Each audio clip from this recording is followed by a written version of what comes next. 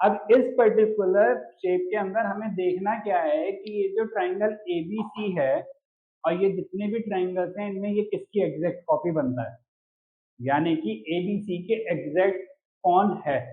ठीक है, अब ये देखेंगे कैसे।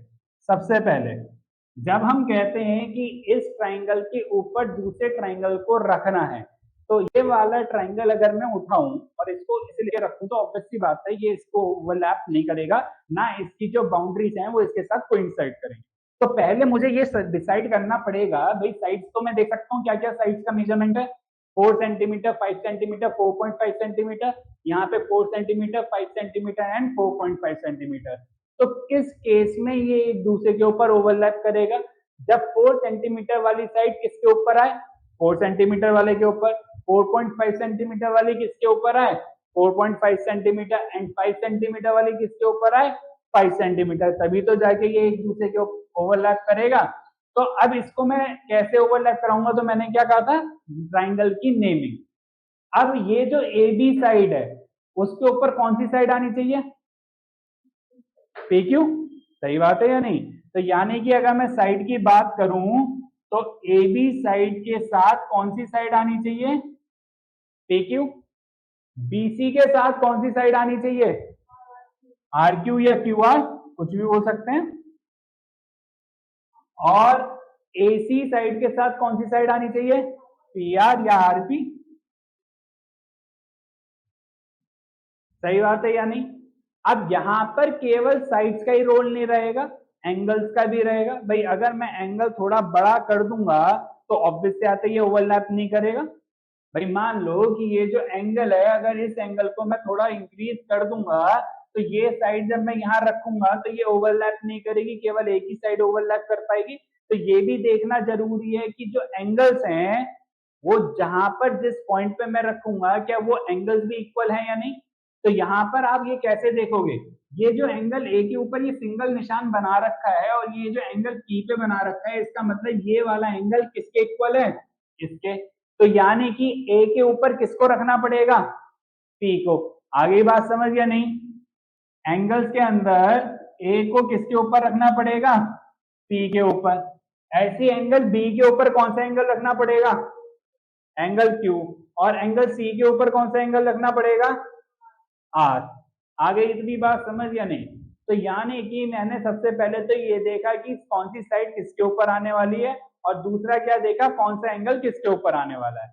अब ट्राइंगल्स को घुमाने का मतलब क्या होता है? ट्राइंगल की नेमिंग करना। अब ट्राइंगल की नेमिंग का मतलब क्या है कि अगर मैं पहले वाले ट्राइंगल की बात करूं तो मैं अगर बोलता हूं ट्राइंगल ए बी सी, तो दूसरा वाला ट्राइंगल मुझे क्या बोलना पड़ेगा? तो यहाँ पे दूसरे वाले ट्राइंगल का मतलब हो जाएगा कि अगर मैं ए बी साइड ऐसे बोल रहा हूं तो वहां पर कौन सी साइड बोलनी पड़ेगी मुझे? P Q. भाई ए बी के साथ कौन सी बोलनी पड़ेगी? P Q. तो यानी कि यहाँ पे जो भी ट्राइंगल का नाम आएगा उसमें पी क्यू पहले आना चाहिए और फिर उसके बाद क्या आना चाहिए? आर। तो देखो अगर मैंने ए बी ऐसे बोला तो वहां क्या बोलना पड़ रहा है? P Q. पहली वाली कंडीशन सही। दूसरी पाओ, अगर मेरे को बीसी बोलना पड़े तो वहां क्या बोलना पड़ेगा? Q R. तो देखो बीसी ऐसे बोला मैंने तो वहां क्या बोलना पड़ रहा है? Q R. यानी कि आप यहां से इस पर्टिकुलर पैटर्न को पकड़ोगे और ये देखोगे क्या वहां पे सेम पैटर्न पे वही चीज आ रही है जो आपने लिखी थी या नहीं। आगे बात समझ? तो दूसरा वाला भी सही हो गया। अब तीसरे पर आओ, अगर मुझे यहां से एसी ऐसे बोलना पड़ रहा है तो वहां पर क्या बोलना पड़ रहा है? P R. क्या एसी के करस्पॉन्डिंग यानी कि एसी के साथ हमें पी आर बोलना था या नहीं? आगे बात समझ? अब एंगल्स पर आ जाओ, अगर एंगल ए बोलना पड़ रहा है तो क्या आएगा? Angle P. तो एंगल ए कहां पर है? यहां पर। और यहां पे भी स्टार्टिंग में क्या है? पी। एंगल बी के साथ क्या है? Angle Q. तो अगर एंगल बी यहाँ बीच में है तो एंगल क्यू भी बीच में ही है। और फिर एंगल सी के साथ कौन है? Angle R. तो ये रहा एंगल सी और ये रहा एंगल आर। तो ये हो गई ट्राइंगल की नेमिंग। यानी कि ट्राइंगल एबीसी और ट्राइंगल पीक्यूआर के अंदर तीनों साइड्स क्या कर गई? ओवरलैप कर गई या नहीं? मेजरमेंट दोनों की इक्वल है और साथ में तीनों एंगल्स भी क्या कर गए? ओवरलैप कर गए या नहीं? तो ये जो दो ट्राइंगल्स है क्या कहलाएंगे? कॉन्ग्रुएंट। यानी कि ये जो ट्राइंगल दे रखा है इसे ऐसे करके 2 बार घुमाऊंगा तब जाके इसके ऊपर रखूंगा तो ये क्या करेगा, इसके ऊपर कोइंसाइड करेगा या ओवरलैप करेगा। तो यही होता है ट्राइंगल की नेमिंग। अब मैं क्या कह सकता हूं, that triangle ABC is congruent to, ये जो साइन है इसी को हम बोलते हैं किसका साइन, कॉन्ग्रुएंसी का। किसके कॉन्ग्रुएंट है, ट्राइंगल पीक्यूआर के। अब ट्राइंगल की नेमिंग के अंदर चेंज देखो, अगर मैं ये ट्राइंगल पीक्यूआर की जगह ट्राइंगल क्यूपीआर कर दूं क्या बदल जाएगा, ट्राइंगल पीक्यूआर की जगह क्या कर दिया, ट्राइंगल क्यूपीआर। आप तो ये बोलोगे कि सर पीक्यूआर बोलो या क्यूपीआर बोलो, ट्राइंगल तो यही है, लेकिन बदल क्या गया, अब उस ट्राइंगल की नेमिंग से साइड को देखो। अगर मैं ए बी बोल रहा हूं तो वहां क्या बोलना पड़ रहा है, भाई क्यूपी बोलो पीक्यू बोलो बात एक ही है, साइड वही होने वाली है, ठीक है। तो यहां पर कोई फर्क नहीं पड़ रहा। यहां पर अगर बीसी बोलूंगा वहां क्या बोलना पड़ रहा है, और जबकि बीसी के साथ कौन आना चाहिए था। तो यानी कि क्या लगता है आपको कि ट्राइंगल एबीसी और ट्राइंगल क्यूपीआर एक दूसरे को कोइंसाइड करेंगे, नहीं, लेकिन ट्राइंगल एबीसी और ट्राइंगल पीक्यूआर कोइंसाइड करेंगे। तो यही मेन मैटर करता है किसमें, ट्राइंगल की नेमिंग के अंदर। तो सबसे मेजर चीज क्या है ट्राइंगल्स के अंदर, नेमिंग ऑफ ट्राइंगल्स को समझना। समझ आया या नहीं आया, आ गया कॉन्ग्रुएंसी का मतलब समझ ट्राइंगल्स के लिए, नेमिंग का इंपॉर्टेंस समझ आ गया या नहीं। नेमिंग आप कुछ भी नहीं कर सकते, नेमिंग आपको किस चीज को देखकर करनी पड़ती है कि कौन सी साइड किसके करस्पॉन्डिंग करना चाहते हो, कौन सा एंगल किसके करस्पॉन्डिंग करना चाहते हो।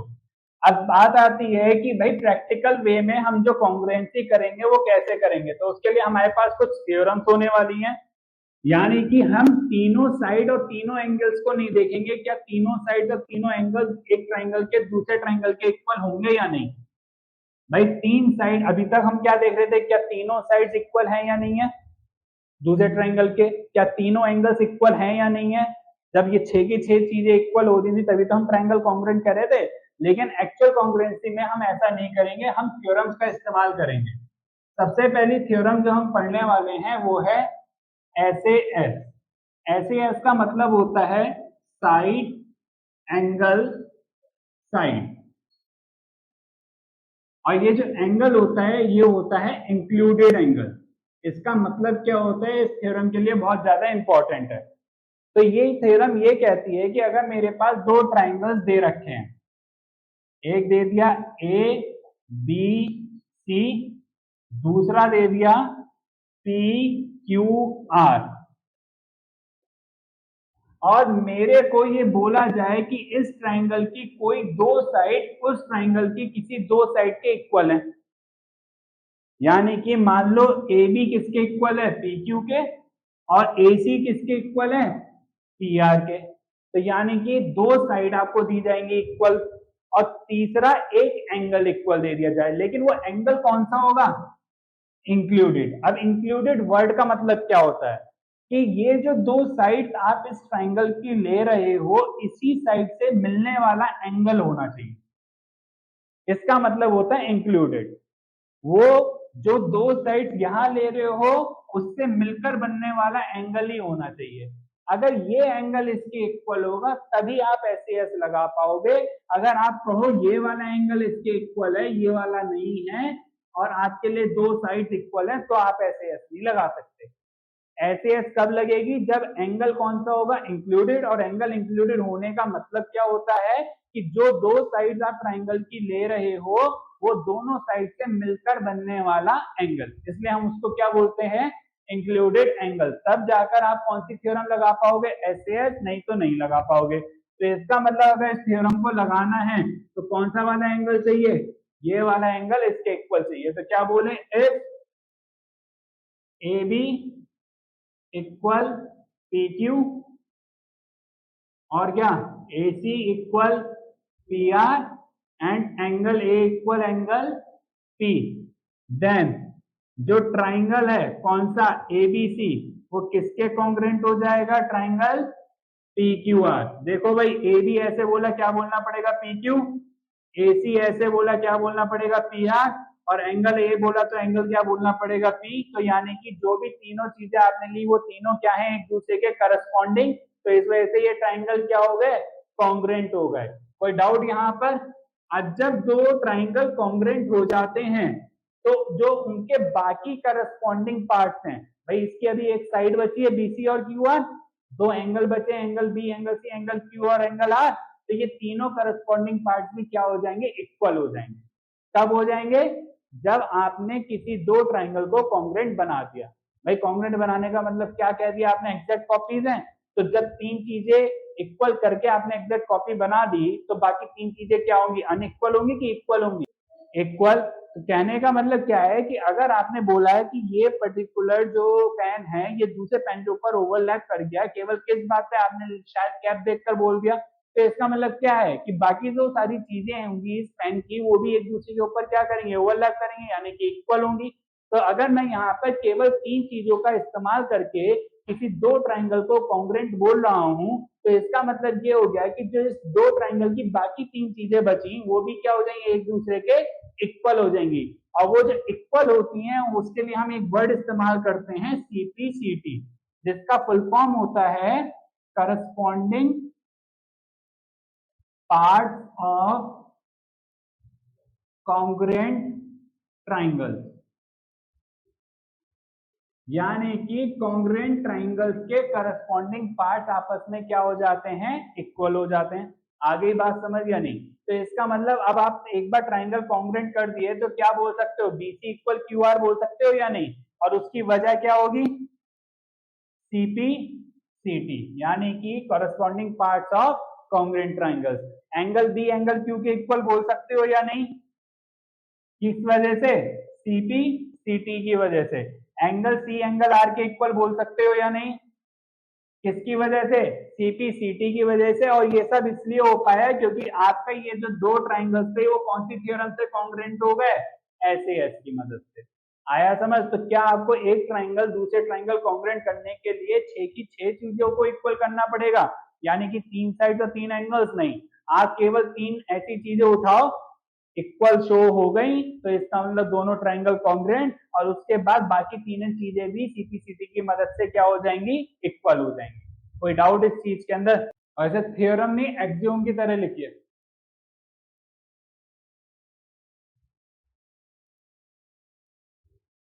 तो इसका मतलब क्या है, इसे हम प्रूव नहीं करने वाले।